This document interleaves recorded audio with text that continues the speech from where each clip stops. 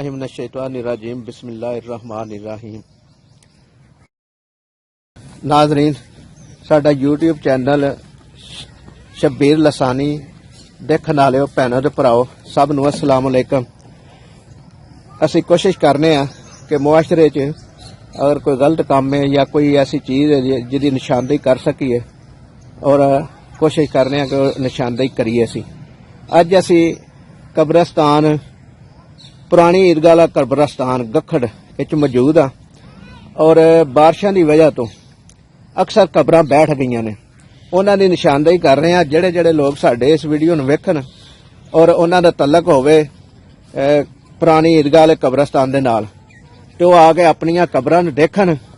अगर किसी दी कब्र बैठी है तो वह अपनी कब्र नूं सही कर लैण या जिहड़ा कोई मुतलका आदमी है उहनूं दे के सही कर लैण कब्रां, क्योंकि बारिशां दा मजीद जिहड़ा ना सिलसिला जारी होना है और उहदे विच ज्यादा कब्रां बैठण दा खदशा है कब्रस्तान पुरानी ईदगाह वाले दे विच। हुण इत्थे भी पानी खड़ा हो जांदा है और वह अगली जगह ते भी पानी खड़ा हुंदा है। ते जी एक कबर है मोहम्मद नज़ीर साहब दी।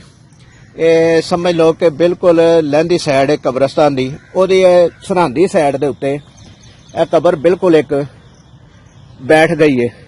ये जिन्हां साहबां दी होवे वो आके इस कबर नूं सही कर लैण, क्योंकि मजीद अगर बारिश होई ना तो बिल्कुल खत्म हो जाएगी कबर और बिल्कुल गड़ा बन जाएगी।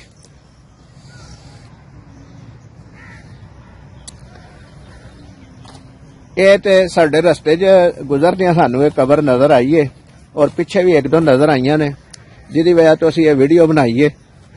ते मजीद होर भी कई कबरां होणगियां अगर कब्रस्तान दा सारा विजिट किया जाए, लेकिन इस वक्त जुम्मे की नमाज का टाइम है। असीं जुम्मा पढ़न जा रहे सी ते इत्थों गुजरे हैं, जिहदी वजह तो सानू ये पता चलिया ते देखिया कि कबरां बैठियां ने बारिश की वजह तो।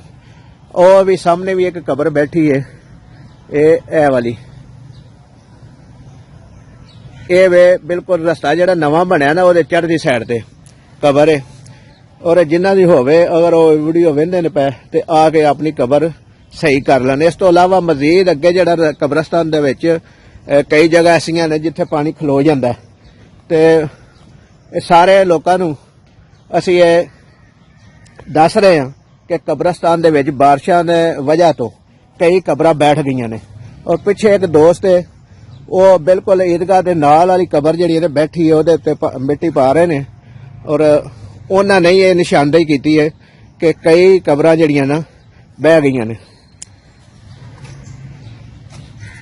ते नाज़रीन, ये साडी छोटी सारी कावश असीं लोकां नूं ये दस्सण वास्ते बनाई है। कोशिश की है कि वीडियो बना के लोकां नूं दसीए ताकि जिन्हां लोकां नूं नहीं इलम नहीं खबर कि कब्रस्तान दे विच बारिशां दी वजह तो कुछ कब्रां बैठ गई ने, वो लोग आके अपनियां कब्रां नूं देखण और सही कर लैण।